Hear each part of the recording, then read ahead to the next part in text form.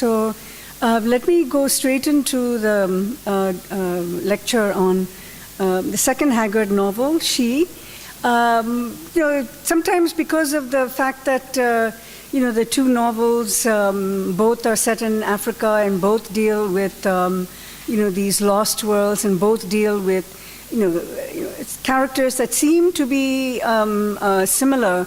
If you have Fulata in one novel, you have Ustane in the second novel. If you have Gargul in the first novel, you have Aisha in the second novel. Though of course Aisha is a much more she's a character who combines a lot of the aspects of Gargul, but she becomes even more complicated by virtue of the fact that she is a white woman. And that is one of the conundrums that this novel tries to engage with, that in the very heart of their explorations, the Leo and Holly encounter a woman who is ruler of a tribe of Africans, and yet that ruler seems not according to their expectations that she is a white woman. So the novel it plays even more vividly with ideas of the contradictions and the conundrums and the challenge to expectations.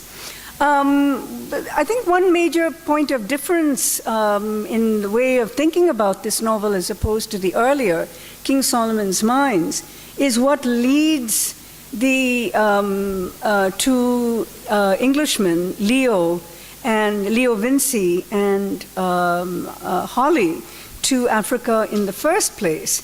And this is a very mission-oriented novel, in the sense that if in the first novel it was about the fate of the da Silvestre and the fortune that he was hunting, here it's this mysterious letter that is received about the sherd of Amenartis. So Haggard, the first point that I want to make is that he insists upon certain points of historical accuracy, and he appeals to the power of artifacts as objects from the past that inform and catalyze present actions. We've been talking a lot about the circulation of objects coming from the colonies into England, and what that might mean in engaging with the moral economy of a text. And one of my lectures on the Moonstone was entitled Colonial Circulations, and the idea was to explore how the Moonstone carries the freight of meaning of so many different associations by virtue of its travel from India to Britain. But here the object becomes also something of a signpost, because the sherd of Amenartis contains all these various transcriptions that reveal a history that still remains mysterious and must be decoded. So the sherd of Amenartis precipitates a journey of discovery that challenges the English character's previous conceptions of truth, social organization, and morality, to name a few of them. And like in the first novel, the second slide, next slide, the dynamic relationship between the Anglo-American, there's a the contrast between Anglo-American, the present and the past, future and eternity, physical beauty and ugliness, life and death, male and female, and passion, intellect, that these are all seen to be part of motivating factors from which the chief conflict arises and informs the subsequent thematic concerns of the novel. Now, when the novel opens, we have a picture of Leo Vinci, who is described as this beautiful young man, like an Apollo, an Adonis. And everything about him suggests, the celebration of the Greek godly figure. And Leo is the sort of the endpoint of a long line of Vincis. And we learn from the opening pages of the novel that Leo Vinci himself is like, as generations proceed, this kind of weakening of the fiber of that generation. And there's a line in the beginning, some of you might recall, where the novelist paints a contrast between the kind of the striking beauty of Leo Vinci and the depletion of the genetic pool that he represents, that that the Vincis have fallen on hard times and that they're not particularly intelligent, that there's a lack of wisdom or learning or adaptability, that all that Leo is marked by is this exceptional handsomeness. On the contrary, Holly, his companion and later assigned to be his guardian, Holly is marked by just the opposite. He's always described as ugly, so repulsive. In fact, I think the language is one, he's described as an ape, he's described as a gorilla, and there's a kind of throwback to, as a beast, exactly. Hmm? Yes, exactly, the duality. There's a what on both of them? Exactly, that every time people encounter them, they can't believe that such a handsome person has as his companion such an ugly and beastly young man, beastly older man. And Holly, for all his physical repulsiveness, is also the intelligent one. He's the knowledgeable one. He has mastered many different languages. He teaches at Cambridge. He has a scholarly bent of mind, and so this contrast between the young, beautiful man and the ugly, older man is, as I think you said very rightly, it's always played up as a joke, that people are always startled by the contrast. And some of the lines in the early part of the novel reveal Holly's own insecurities. There's a woman who initially, he takes an interest in, but she tells him very bluntly, I'm repulsed by you and your ugliness. And she says things that are so blunt and so crude that Holly, just develops this total fear of women. In fact, that fear also borders on misogyny later. And I think we can see that in his reaction to Aisha, who he's totally enamored by, but whom he is also terrified of. And so that for all of Leo's kind of striking physical virtues, it is Holly who's really the more interesting of the two. That he bears a lot of baggage of his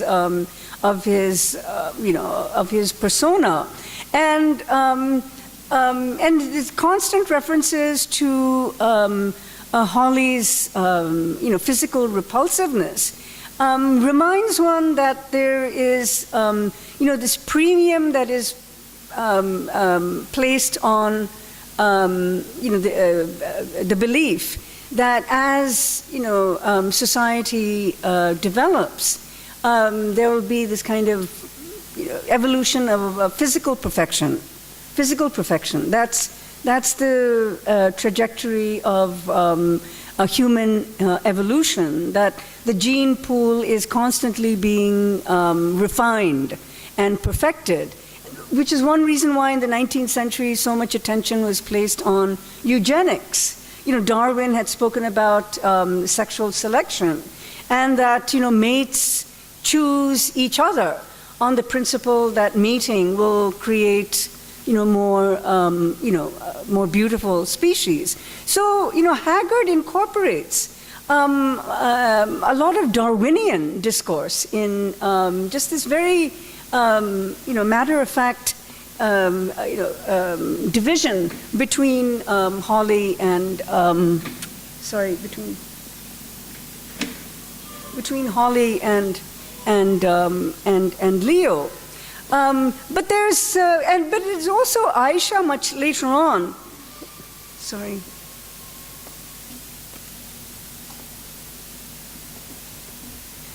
But it is also Aisha later on who acknowledges Holly as a very learned man. In fact, the first thing she says, almost the first thing, is that you are a man of wisdom. And it is Aisha who has these very long discourses with Holly, not with Leo, but with Holly, about languages, about religions. She has this whole discussion with him about Christianity. She doesn't even know about Christianity because she has missed the Messiah. And I want to come to that point a little later on. But it is Aisha who is in fact the only woman who is able to recognize Holly's intelligence and learning. So, the opening pages of the novel set up this contrast between the physical devolution of Holly and the mental devolution of Leo. Because Leo, for all his beauty, has no, he's a pretty dull man. And he has no, he's the one who always has to be saved, he has to be healed, he has to be taken care of.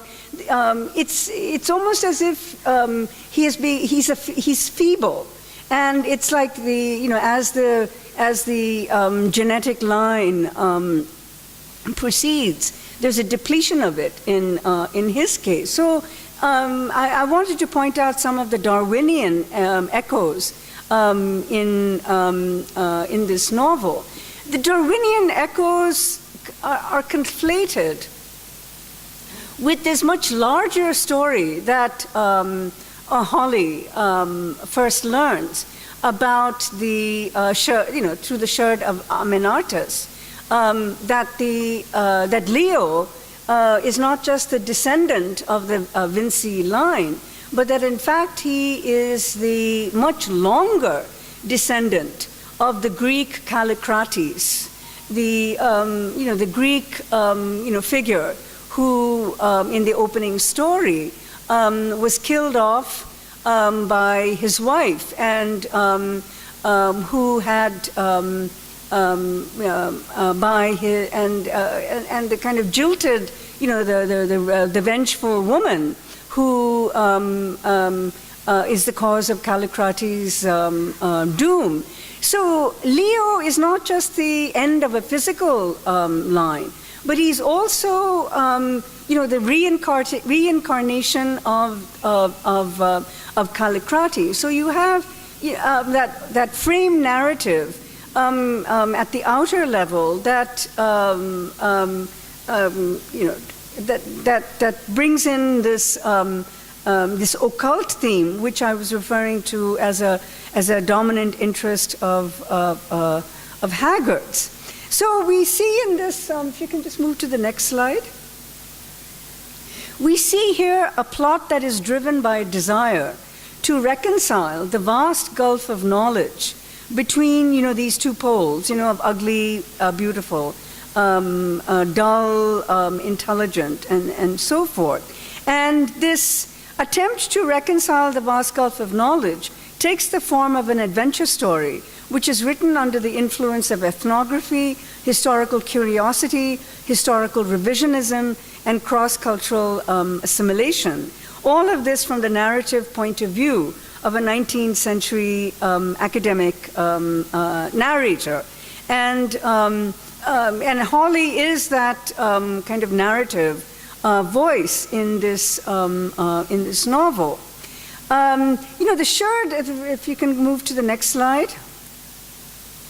The sherd of Amenartis is described as the greatest mystery in the world, an inheritance that tells of the pillar of life, which is passed along for ages, that finally finds its way to Leo and Hawley. And in one of the early pages, unfortunately, I don't know if this has the page references.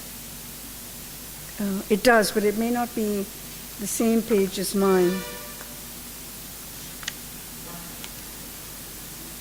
But anyway, in one of the early pages, there is a line about, I believe that if this, that is it, meaning the pillar of life, if it can only be rediscovered, there is a spot where the vital forces of the world visibly exist.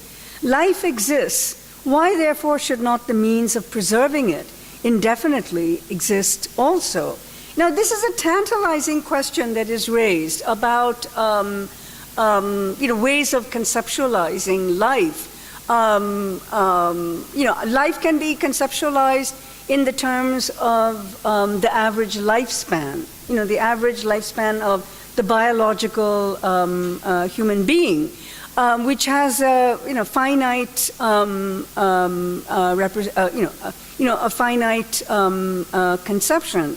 But life can also be conceptualized in terms of its continuing thread over various forms and over various shapes, so that life cannot simply be determined by the cessation of breath in one life, but that life can continue in another body, in another organism, and that the continuity of life can be, flows into into the body of the other. So this contrast between two conceptions of life organizes this novel, and also organizes the quest of Leo and Hawley. And that's a quest that is determined by the cryptic inscriptions on the sherd of Amenartis. The quest is really for the very meanings and the origins of life. So though the novel takes the outlines of an adventure story, it's driven by this much larger metaphysical quest for an understanding of the meaning of life. So the cryptic inscriptions on the sherd of Amenartis are simply teasers for thinking about a form of life that is beyond human comprehension. And when Hawley and Leo meet Aisha, the first thing she says to them is, things don't die, things merely change. And this is a refrain in her responses to Leo's and particularly Hawley, who has a very kind of a narrow and almost parochial view of matter, and and shaped by the religious conception of life. Whereas Aisha is constantly throwing back to him that there is no such thing as death. There is only change. So, and she bases her reading of life on the principle that nature has this momentum of growth and decay, but that decay is a moment in which the matter that has decayed comes back in another form. So that matter decays in the soil, and that organisms that are in the soil produce a new kind of being. So she's constantly talking about the ways in which the principles of life can only be found in nature. Whereas for Hawley in particular, and Leo's kind of a, he's a non-player as far as intellectual ideas are concerned.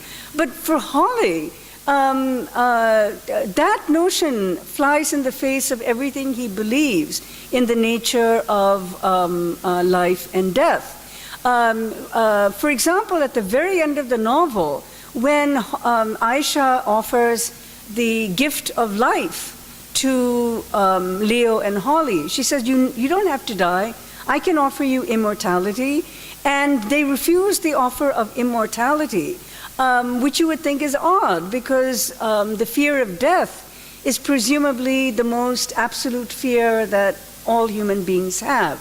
The moment of ending or human mortality is the most absolute fear that one could possibly have. So that's the assumption that she goes by. She says, I can offer you immortality, and they refuse it. And they refuse it because to accept immortality is also to deny belief in Christian salvation. And think about it for a moment, that the very principle of Christianity is that Christ came to earth to take on the sufferings of humankind, and that it is through such suffering that humanity is redeemed, and that so that the fact of death that all human beings encounter is redeemed by the belief in Christ that will then offer the possibilities of salvation. So salvation is the larger goal of Christian belief. And that is the argument that Hawley makes when he refuses Aisha's offer of immortality. And if I can go to them, I'm not sure if I will find it, but just give me a moment, because I think it's important for us to find these lines.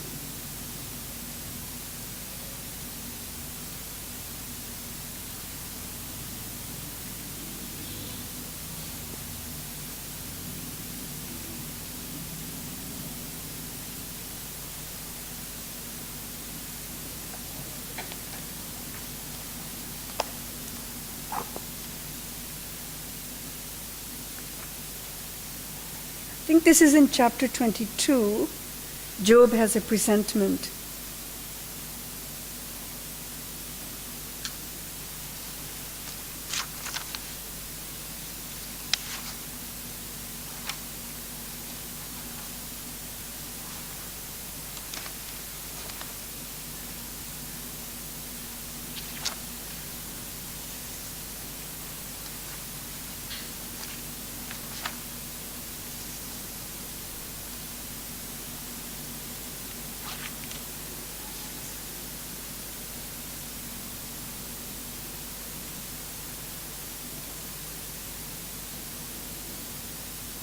Okay, could you look at page 224?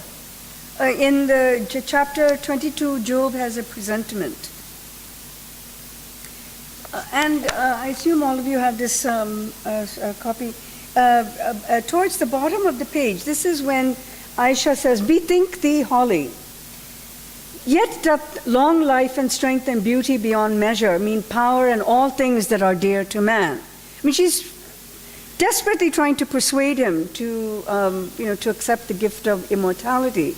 And he says, "And what, O queen, are those things that are dear to man? Are they not bubbles? Is not ambition but an endless ladder by which no height is ever climbed, till the last unreachable rung is mounted? For height leads on to height, and there is no resting place upon them. And rung doth grow upon rung, and there is no limit to the number. Doth not wealth satiate and become nauseating, and no longer serve to satisfy or pleasure, or to buy an hour's ease of mind? And is there any end to wisdom that we may hope to reach it? Rather, the more we learn, shall we not thereby be able only to better compass out our ignorance? Did we live 10,000 years, could we hope to solve the secrets of the suns, and of the space beyond the suns, and of the hand that hung them in the heavens? Would not our wisdom be but as a gnawing hunger, calling our consciousness day by day to a knowledge of the empty craving of our souls? Would it not be but as a light in one of these great caverns, that though bright it burn and brighter yet, doth but the more serve to show the depths of the gloom around it? And what good is there beyond that we may gain by length of days? And so they go on back and forth between this. And then on page 225, in the middle of the page, this really critical passage where Holly says, "Nay, O she, I will live my day and grow old with my generation, and die my appointed death, and be forgotten. For I do hope for an immortality to which the little span that perchance thou dost confer will be but as a finger's length laid out against the measure of the great world. And mark this, the immortality to which I look, and which my faith," and that's really the emphatic point that I would want to make, "and which my faith doth promise to me, shall be free from the bonds that here must tie my spirit down. For while the flesh endures, sorrow and evil and the scorpion whips of sin must endure also. But when the flesh hath fallen from us, then shall the spirit shine forth, clad in the brightness of eternal good, and for its common air shall breathe so rare as ether of most noble thoughts that the highest aspiration of our manhood, or the purest incense of a maiden's prayer, would prove too earthly gross to float therein." And then, and I want to then discuss this in some detail with you. Aisha's response is almost mocking, because she says, "Yet methinks that, but now didst thou talk of that unknown, from which the winding sheet doth curtain us. But perchance thou seest with the eye of faith, gazing on this brightness that is to be, through the painted glass of thy imagination. Strange are the pictures of the future that mankind can thus draw with this brush of faith and this many-colored pigment of imagination." And strange, and then concluding, she says, "Strange that no one of them doth agree with one another." I mean, this is really, she completely treats them with sarcasm and mockery for taking recourse to his faith, as she puts it. So, Aisha's idea of faith and of religion is totally alien, because she is thinking in terms of natural process. That life, as she understands it, is a matter of natural process. And because of her, her closeness to the natural world around her, the herbs that she uses for healing, the plants that she uses for some of her magical potions. Nature is her resource, both for knowledge as well as for occultism. And for Holly, in this debate with her, to refute the world of nature as the resources that we draw upon for living in this world, and rather to turn to his faith and what his faith gives him, totally alienates her. And what I am struck by is really this sentence. We will never agree with each other. Basically, that's what she's saying. Strange that no one of them doth agree with another. And by saying so, she's describing the fact that religions, because they are so different, that the world has such a bewildering array of religions, and that religion causes people to dig in their heels and to believe in a certain way of the world that then determines their attitudes to people, their relationships with people, and their the way they conceive of their goals and purposes in being here on Earth. And this incommensurable debate between Aisha and Holly is particularly striking because of Aisha's constant reference to what she suggests is a pre-religious worldview, a pre-religious worldview, one in which this idea of thinking about thinking of one's mortality as shaped by objectives that are incorporated into religious texts. For her, she's an inquirer, and this is what she finds so surprising about Holly. That Holly, she acknowledges, is a man of wisdom, but this man of wisdom is limited, according to her, by his willingness to qualify his intellectual inquiring mind by the expectations of religious belief. This is why she's throwing fire at him. She says, how can somebody who is so intelligent and so probing, yet be at the same time so accepting of a religious worldview, which she describes in these passages as just pure fiction, imagination. And she uses that word. She says religion is nothing but imagination. And for Holly, this is like an insult, that religion for him is not imagination, has reality. And what I would like to suggest in these lines is that Aisha, by hearkening back to a kind of pre-religious worldview, and a worldview that is based on organic, natural process, is posing a challenge to the established worldview based on religions that is already crumbling in the 19th century.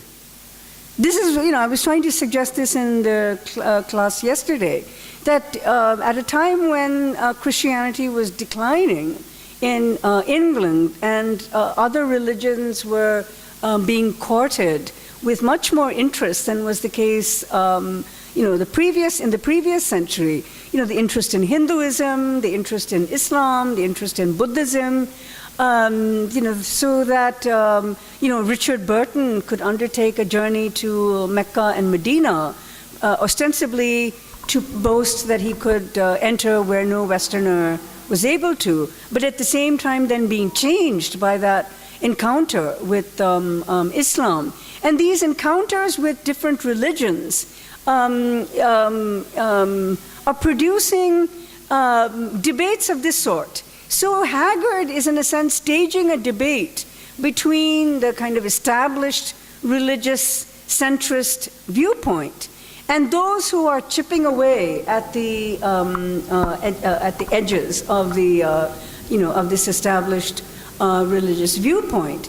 And but Aisha is not just claiming that other religions are worth thinking about. She's denying that religion has any kind of hold over the self. That's why I keep saying that she represents a pre-religious viewpoint.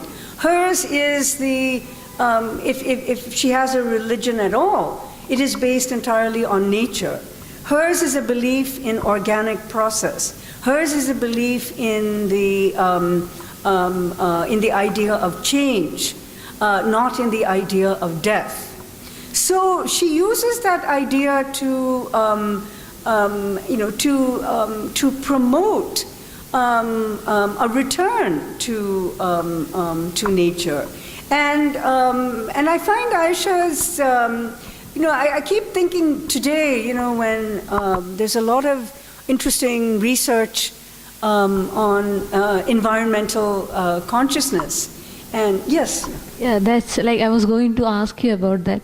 When Aisha says it's about this pre-religious worldview, maybe is there any possibility, because Halley is believing in a religious, very human-centric, man-centric religion. It's not at all actually including any other species, including Great point. Other. Because I was thinking about when I was reading one article by Berger, why we look at animals. Mm-hmm. So there is this idea like that, this immortality, the idea of death itself comes to human, which actually makes us fear, because the death is very individual to us. Mm-hmm. When we think about nature, it's very collective for. Just like you said, like it's a kind of changing happening. So when a lion dies, there is another lion. But when a person dies, there is no other person. We have this kind of because reasoning. We give a unique identity. Because we have an identity, and these identities are actually constructed by all these institutions, which is including the religion, which is a man-centric, human-centric religion.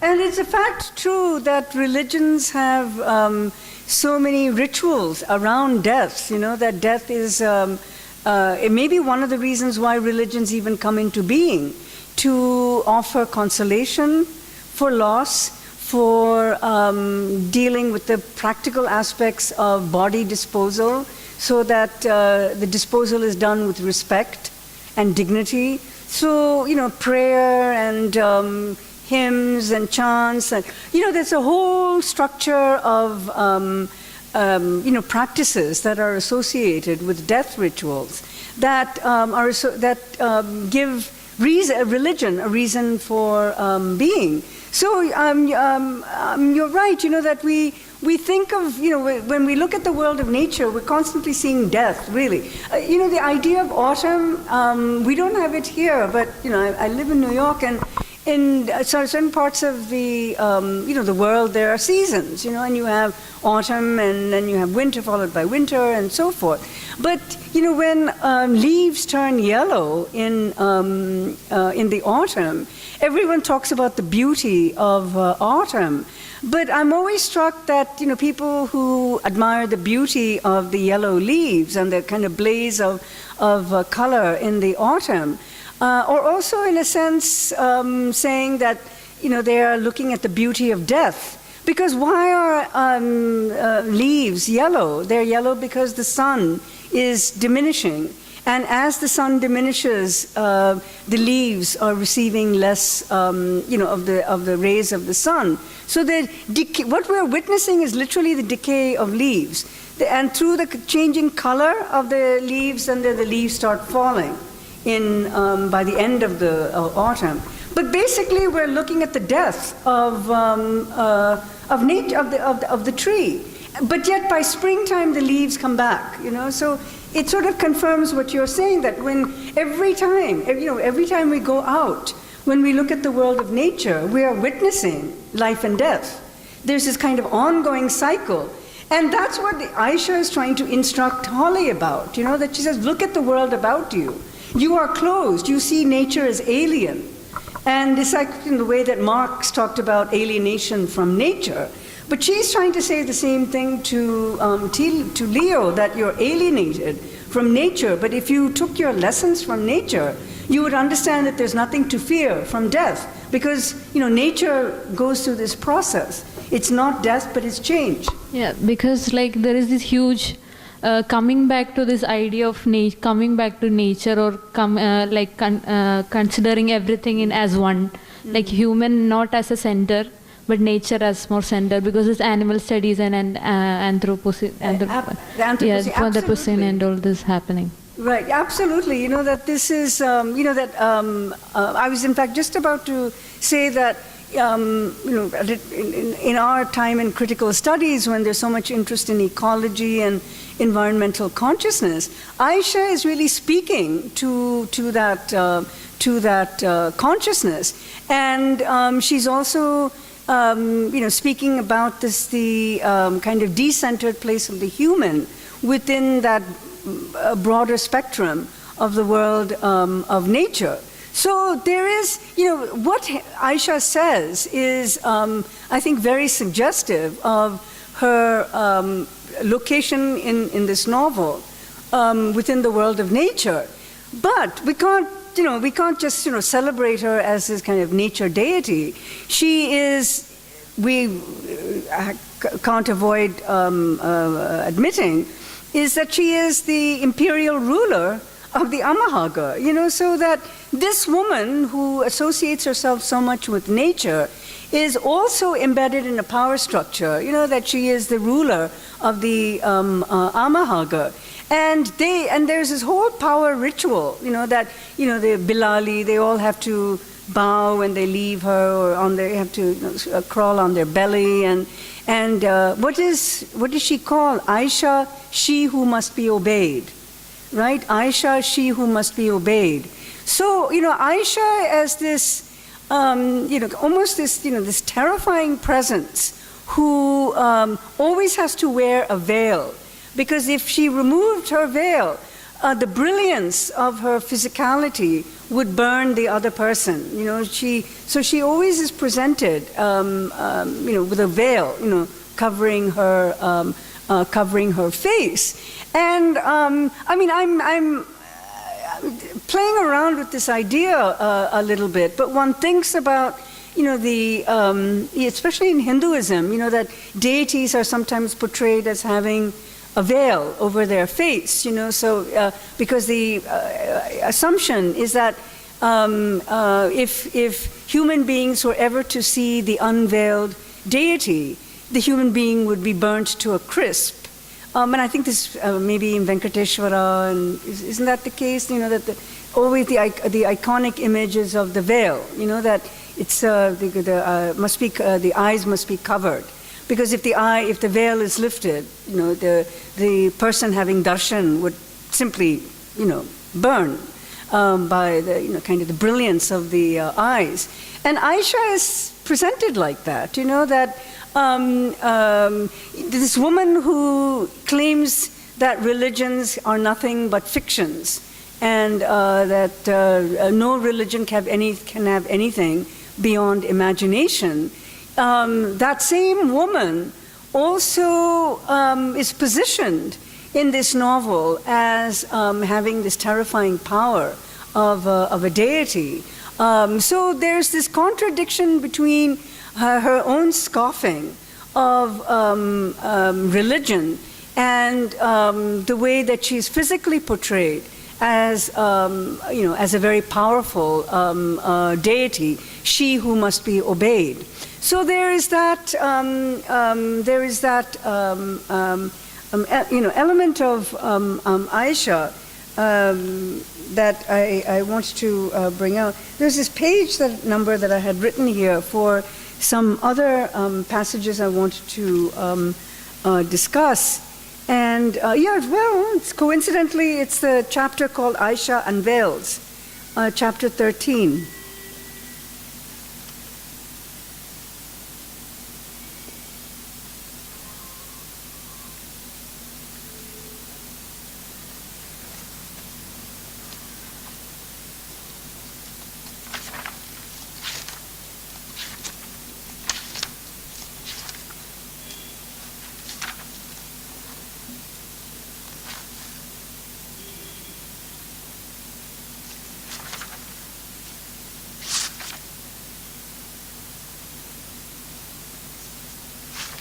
I want to talk a bit about language a little bit later, but just a second.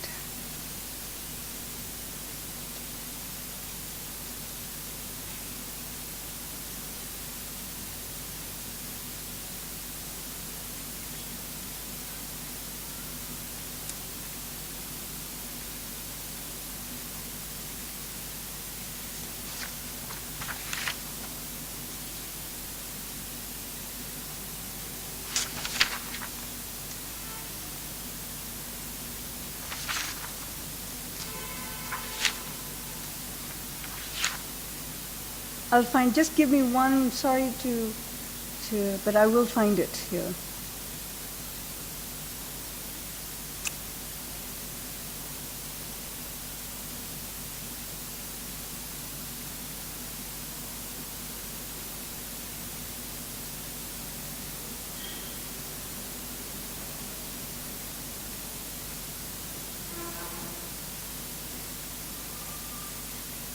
It is an Aisha in Wales. Huh.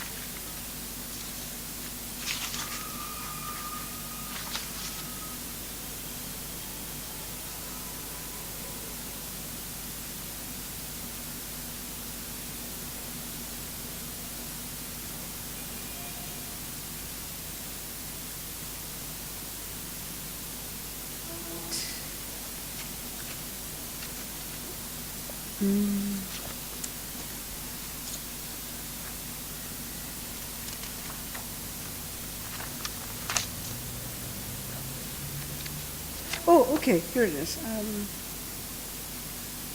It's on page 132.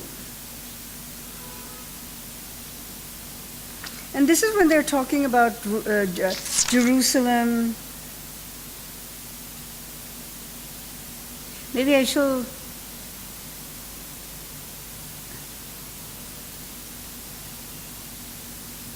On page 131, let's read a couple of passages here. On page 131, this is when Holly, and the most interesting parts of this novel are really the discussions between Holly and Aisha. And she's asking all these questions about, is there still a Greece, the middle of page 131? And then she asks, and the Hebrews, are they at Jerusalem? And does the temple that the wise king built stand? And then she asks this question, is there a Messiah come, of whom they preach so much and prophesied so loudly, and doth he rule the earth?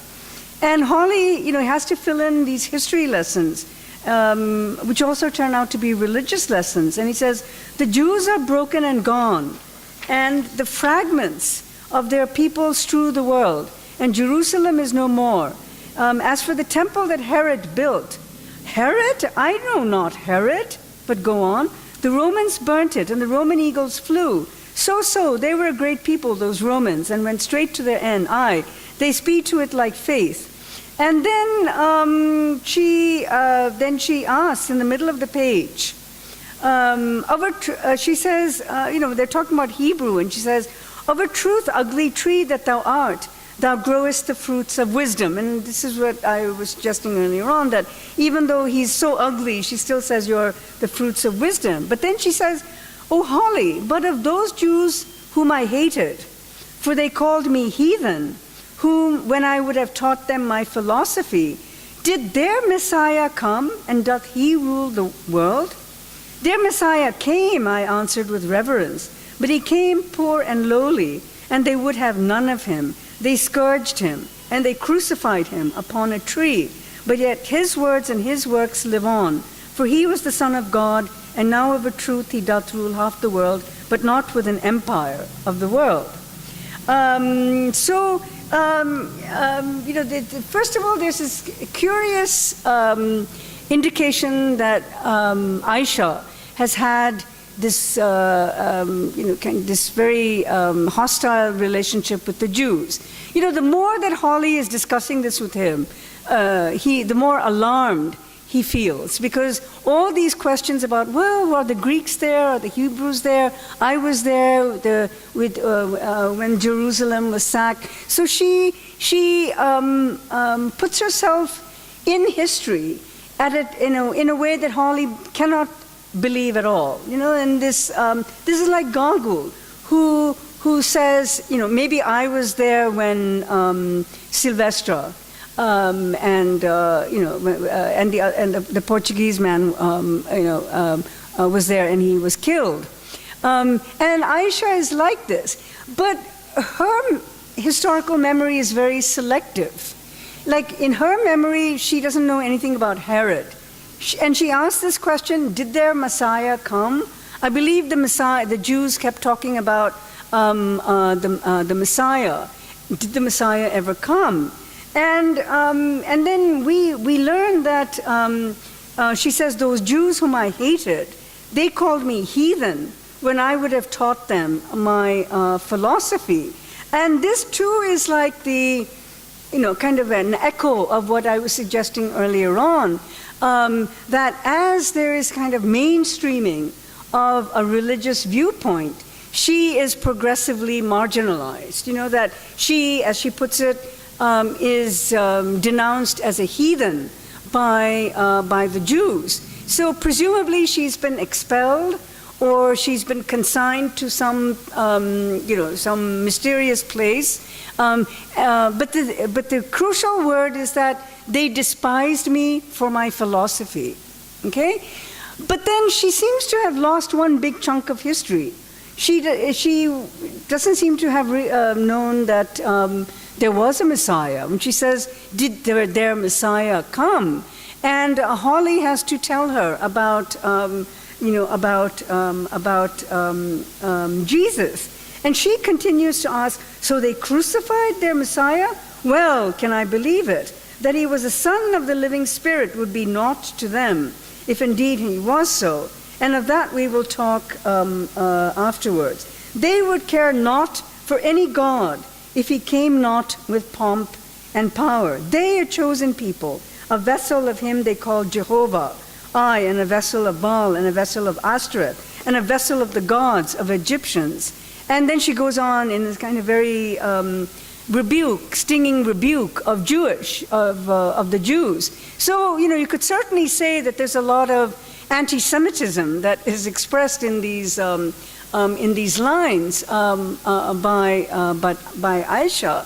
But what I want to really discuss was this idea of his selective memory, that for a woman who claims that she's at least 2,000 years old, she seems to have missed one of the crucial episodes of that long 2,000-year history. And I'm wondering if, how do you account for that? What are your thoughts? When she keeps asking, did their Messiah come? And Holly has to fill in the gaps in her memory. What are your thoughts about that?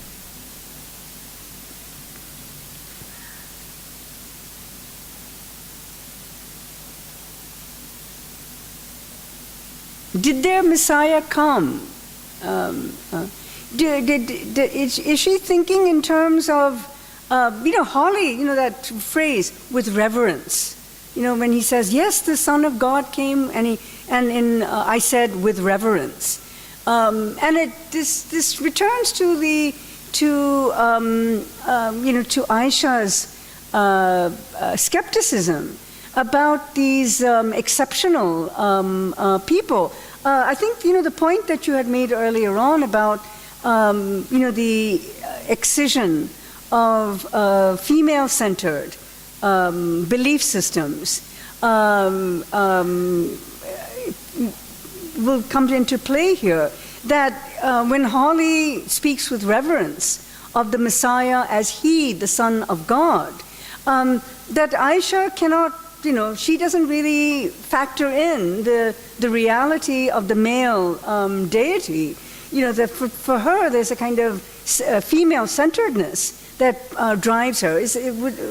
You would probably agree with that in this respect.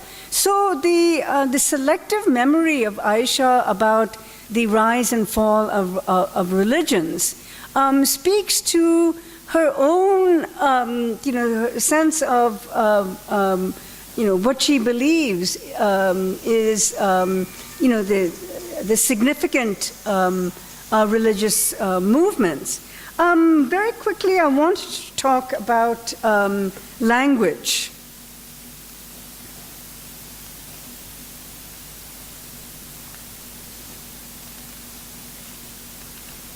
And maybe if you could skip to the next slide.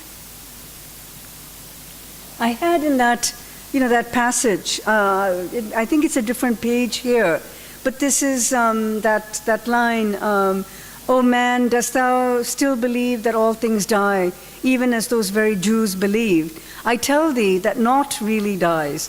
There is no such thing as death. though there be a thing called change. And she seems really to see the Jews as her antagonists, that the Jews are the ones who are establishing a patriarchy or a patriarchy-based system, that the Jews are producing doctrine, where she sees a much more fluid and a harmonious relationship with the world of nature. So, and it's to hear Aisha say this, I think becomes more meaningful when you take a much broader view of 19th century critical writings. I don't know if any of you have read Matthew Arnold in any of your courses, but Matthew Arnold had this whole theory of the development of cultures based on the Judeo-Christian ideal. And the notion that human history is determined by the religious trajectory of the Judeo-Christian worldview is being contested here in lines like this. And yes, exactly, culture and anarchy. Yes, right. Exactly. So, but it's almost as if she's disputing Matthew Arnold. When she says, "Dost thou believe that all things die, even as those very Jews believed?" So her, her singling out of the Jews as having produced this narrative that accepts only the narrating of human history in relationship to a kind of monotheistic theology, that is really what she is opposing vigorously.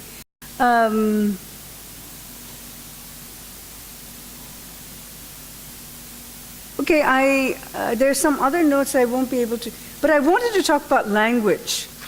This will be maybe the concluding remarks here. In the same chapter, Aisha unveils.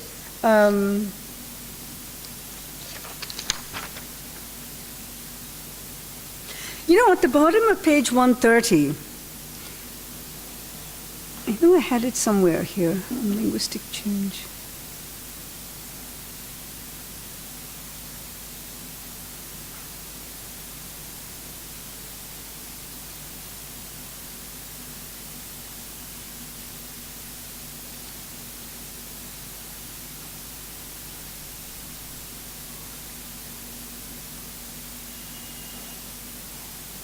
Okay, so. Oh, okay. Could you go to slide 12, please?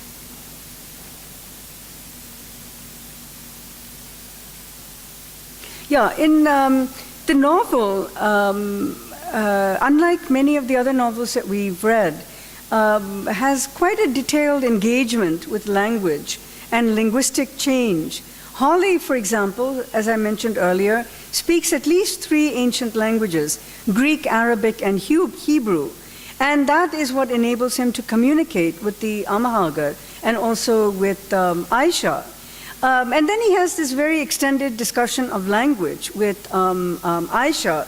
And at the bottom of page 130, she asks him, "Now, Holly, how comest thou to speak Arabic? It is my own dear tongue, for Arabian am I by birth, even al-Arab al-Ariba." And then she says, "And of the race of our father Yarab, the son of Qatan," and she gives a kind of whole extended genealogy. But then at the top of page 131, she says, "Thy talk doth lack the music of the sweet tongue of the tribes of Hamiar, which I was wont to hear. Some of the words too seem change, even as among these Amahagar, who have debased and defiled its purity meaning the purity of Arabic, so that I must speak with them in what is to me another tongue." And Holly answers, "I have studied it for many years, also the language is spoken in Egypt and elsewhere." And she says, "Oh, it's still spoken, and there is yet an Egypt, and what pharaoh sits upon the throne? Still one of the spawn of the Persian Orcus, and so forth. And then again, he has to give an account of what happened. Just like the question, when did the Messiah come? Did the Messiah come? And she says, oh, is there still an Egypt? Is there still a pharaoh? And he has to fill in the historical details. And then he said, she says, to go back to this question of, let me just focus on this, when she says, thy talk doth lack the music of the sweet tongue of the tribes. Now, one of the problems that Aisha is encountering here is that she has learnt language, the language of Arabic, and finds herself unable to understand the language of Arabic as it's spoken by different groups of people, the Haggard, by Holly, and so forth. And why would that be so? She's bemused by the fact that he says he's speaking Arabic, but she doesn't quite understand the Arabic that he's speaking. And I would contend that what she is not able to deal with is the idea of linguistic change.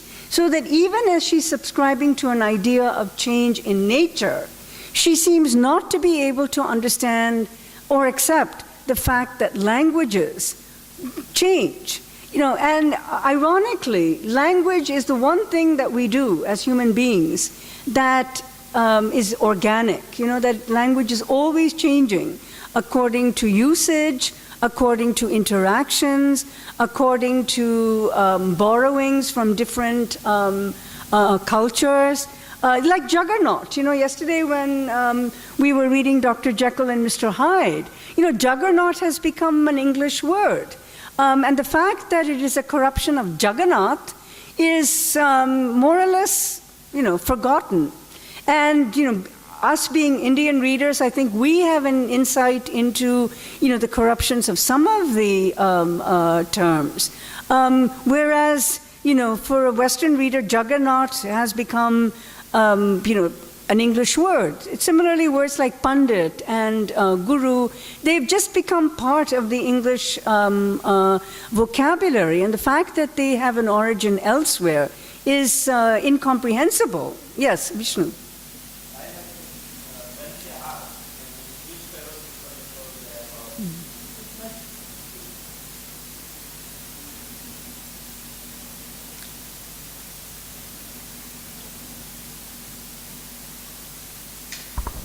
When she asks which pharaoh rules over Egypt, this is on the part of Rider Haggard is just intensifying the drama because he needs to present 2 points of view.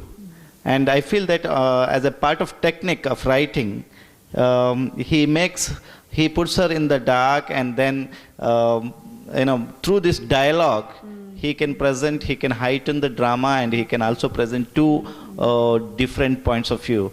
I think this could be one reading. Yeah, it's analogous to naming something as lost, so that you can then discover it and then explain it. And I think what you're suggesting is something similar, that the question that she asks, yes. What pharaoh rules, enables him to correct her. Yes. Mm-hmm.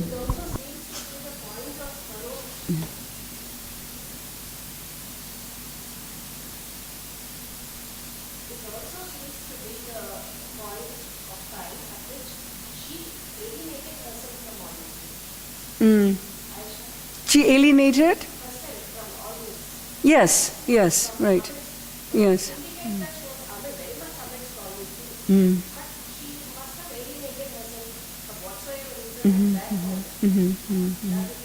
Yeah, I think that does raise a good question about, this kind of selective amnesia that she has. Where are the pharaohs? What happened to them? What about the Hebrews? What about when she asks all these questions, that she's sort of missed out on a lot of history. She has a very extended time span of 2,000 years plus, but she's missed out on a lot of that time span. And alienation is one way of thinking about it. But this is just another way. I'm putting this suggestion out there. That is it that Aisha is inhabiting a different time space? That she is not part of the same historical spectrum as the one that Leo and Holly are coming from, where there's this kind of clear sequencing, the Greeks, the Romans, and so on and so forth. Whereas with her, there are these, it's not that they're blank. She's aware of the pharaohs, she's aware of the Hebrews, she's aware of Jerusalem. So it's not that she is out of that.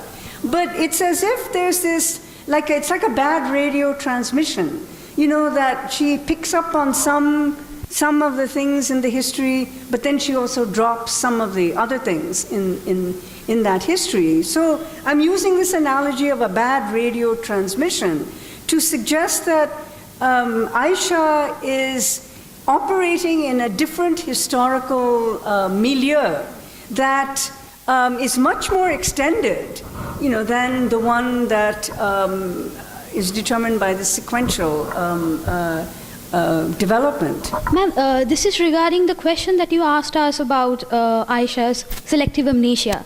Well, in hers, it's not collective, it's selective. Selective, yeah. Is it possible for us as readers to look at Aisha as the manifestation of that which is repressed in the official version of history? Because if you look at the conversation that happens between Holly and Aisha, Aisha seems to miss out only those points that are very much canonical in terms of standard version of historiography. You mean the same kind of yardsticks? Is it possible for us as a reader to look at Aisha as a manifestation of the selective amnesia, manifestation of the repression, repressed versions that are there? I remember in one of the sessions that I think regarding I think in that novel King Solomon's Mine, where they for the first time encounter those three figures, the quiet ones, three quiet ones. You talked about the idea of false divinity. Is there a possibility that the reason Aisha is not aware of certain things that are so much canonical is because she represents the repressed version of the history? That's an excellent point. That she has another view of the history that is not articulated in the received narratives. Her presence itself. Her presence itself is the manifestation of the repression that is there in the official version, which is why the non-communication that is happening between, and even in the process of communication, the impression that we get that both the party, Aisha and Holly, they don't know about certain things, which itself probably tells us that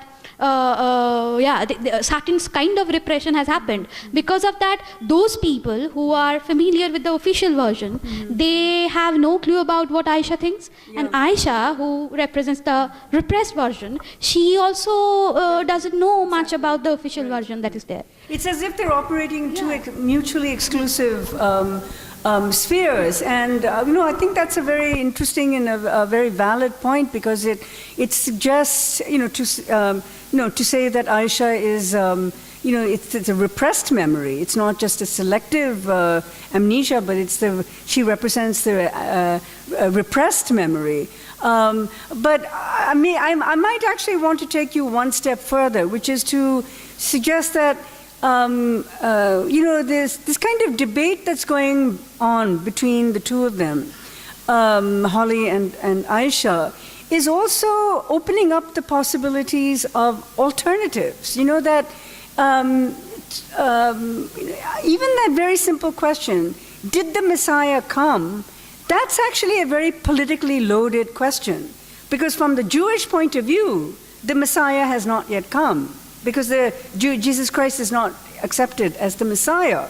And it goes to the heart of what has been the source of anti-Semitism, that Jews have not accepted Jesus as the Messiah.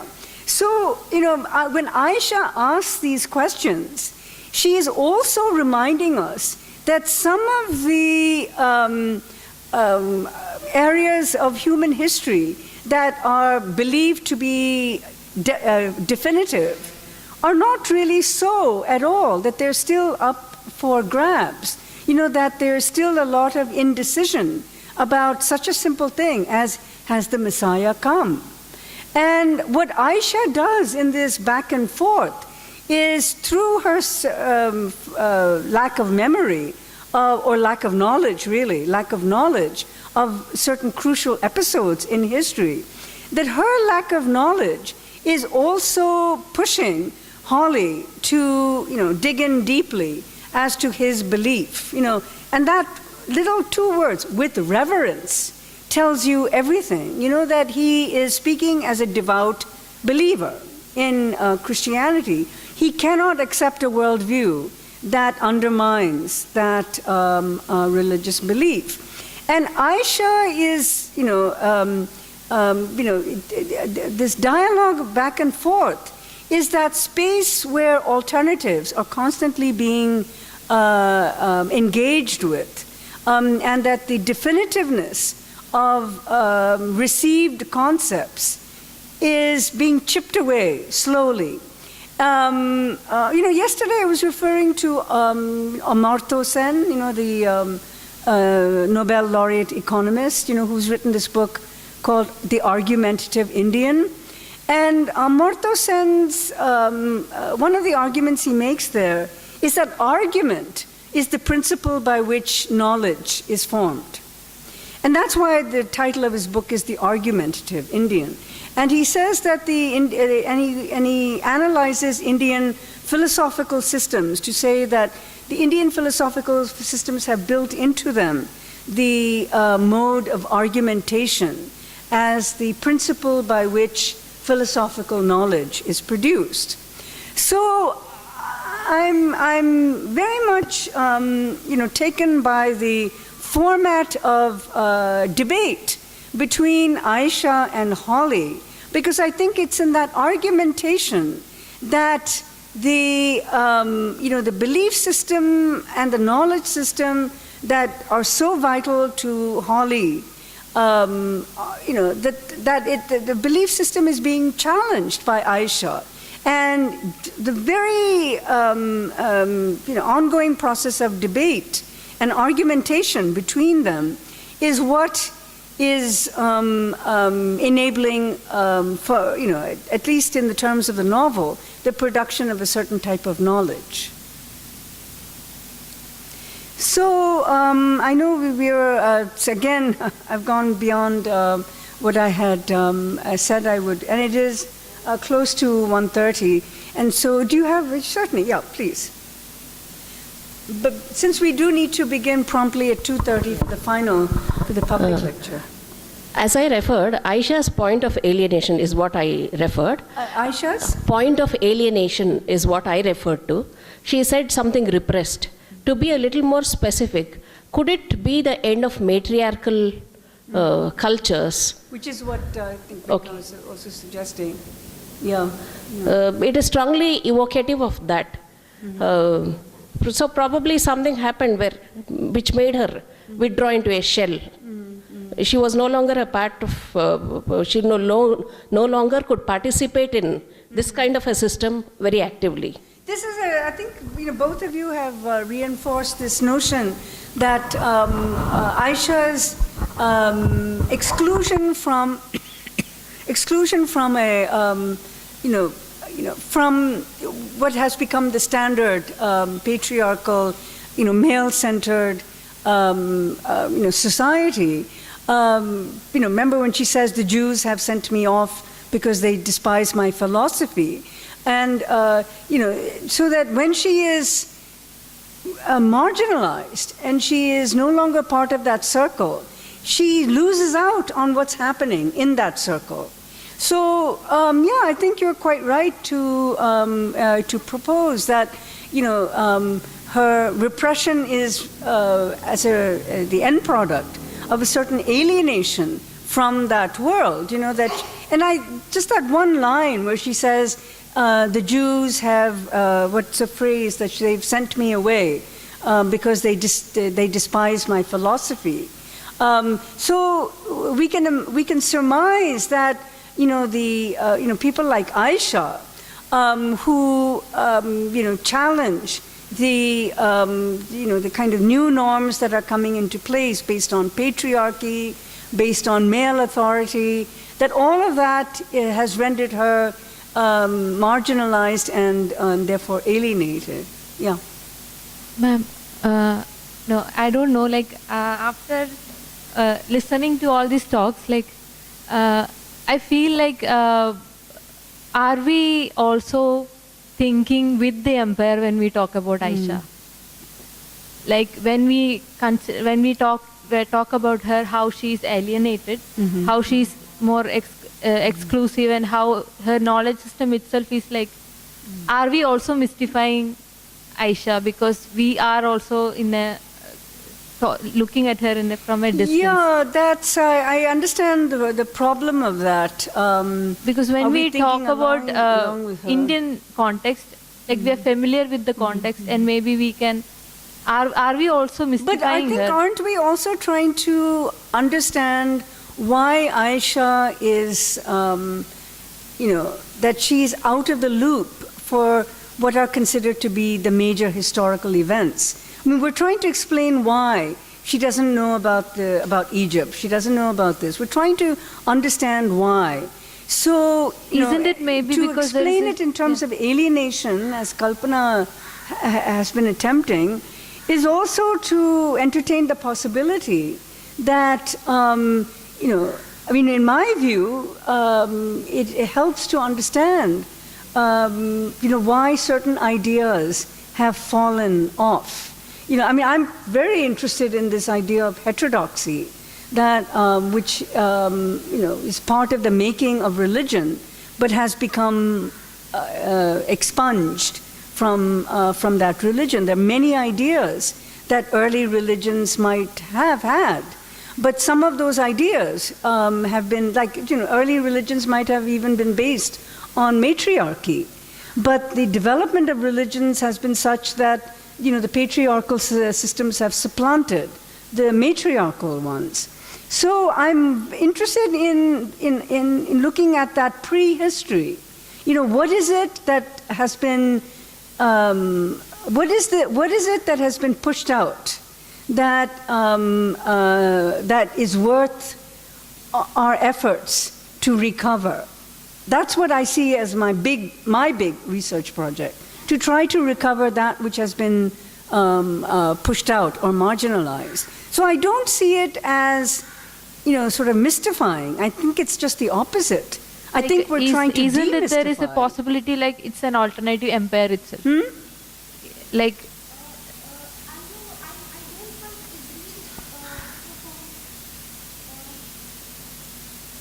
The reason I don't quite agree with your point of mystifying Aisha, because see, when we are looking at this novel and we are looking at the conversations that are happening between Holly and Aisha, we are also looking at, or rather trying to map out different avenues of reaching to alternative knowledges, right? Those two people, they belong to two different time frames, right? Yes. And when the conversation is happening, what we get, in my understanding, is an insight not only into the way history operates, but also we are actually trying to discover for ourselves different ways of constructing for ourselves alternative knowledges. So I don't think that this is a mystification. Yeah, that's what I was also trying to say, that I don't think it's mystification so much as our willingness to recognize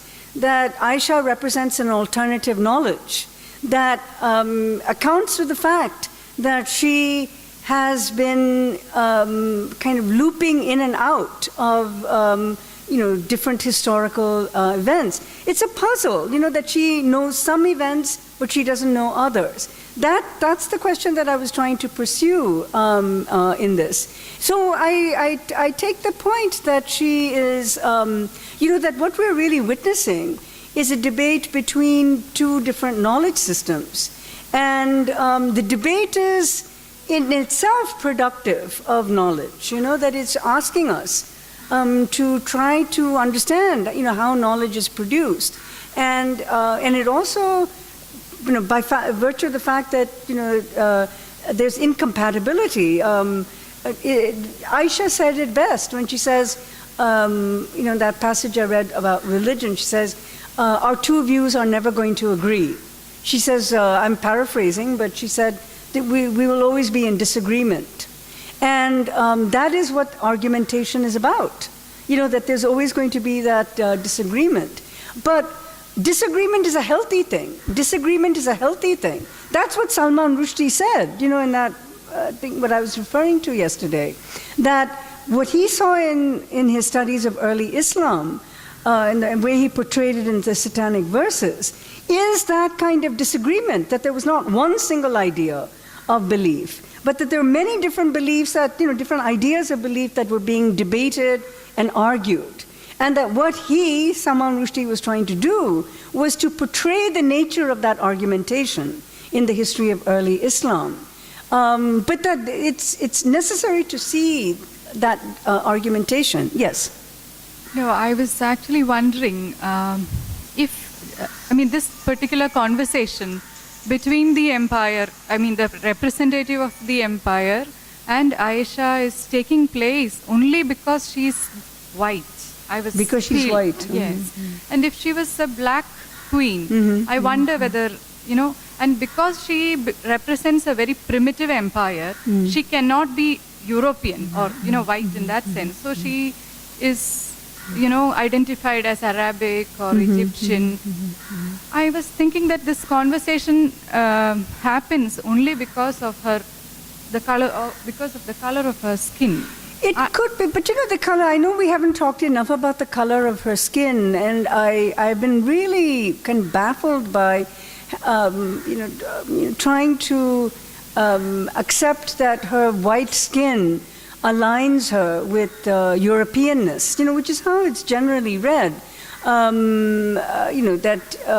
If she's white-skinned, she must be European.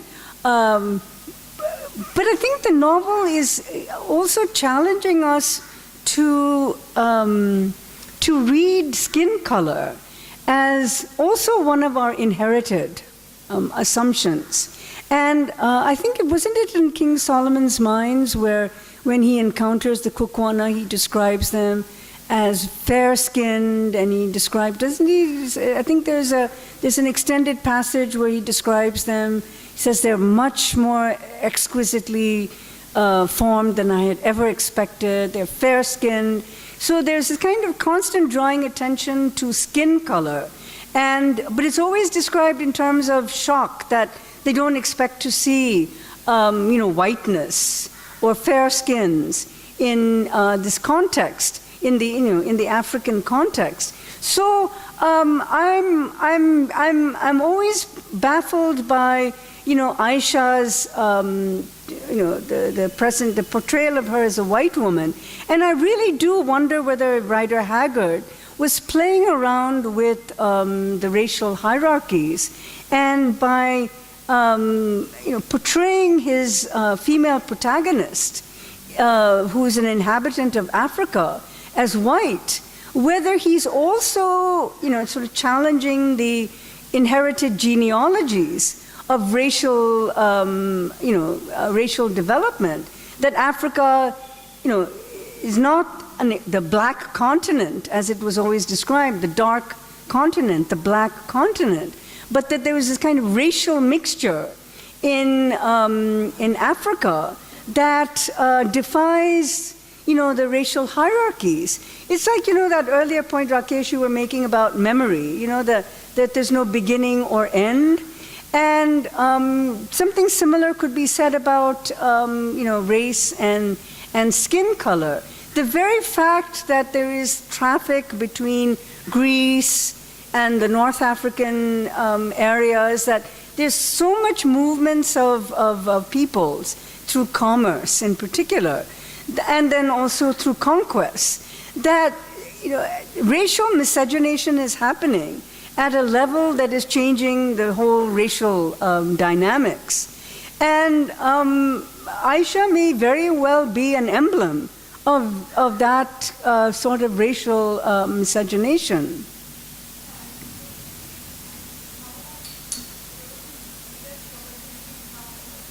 Mike, please. I was actually thinking how it, Haggard must have used a white heroine for his novel to make his readers comfortable. Or if she was dark-skinned, would this conversation, would it have been possible? I see what you mean. all? Right. Yeah, I mean, you're suggesting that because she's white, she becomes more acceptable as an interlocutor in the debate. Possibly. And so, whereas Gargoyle is just treated as monstrous, though Gargoyle is also, she's also very learned.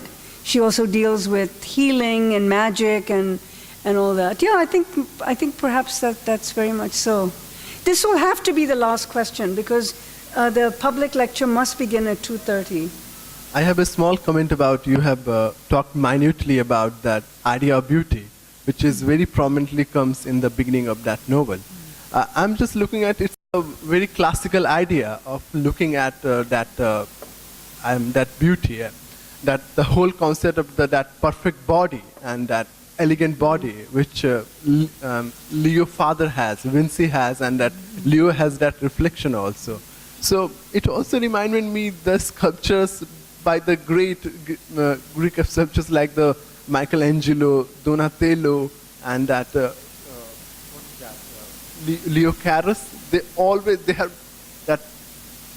Somewhere it's like very much obsession with the perfect body. Yeah, that's true. And that anxiety comes with that that holy. Holy doesn't have that perfect body. So the whole idea of that perfect body or elegant body, or if you don't have that perfect body or elegant body, then it's creating a certain kind of anxiety which That's holy right. has. Yeah, it's a deficit.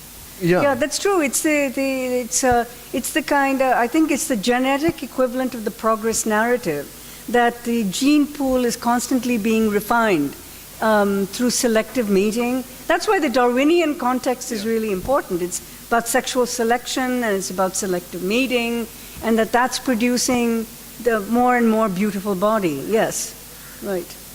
Okay.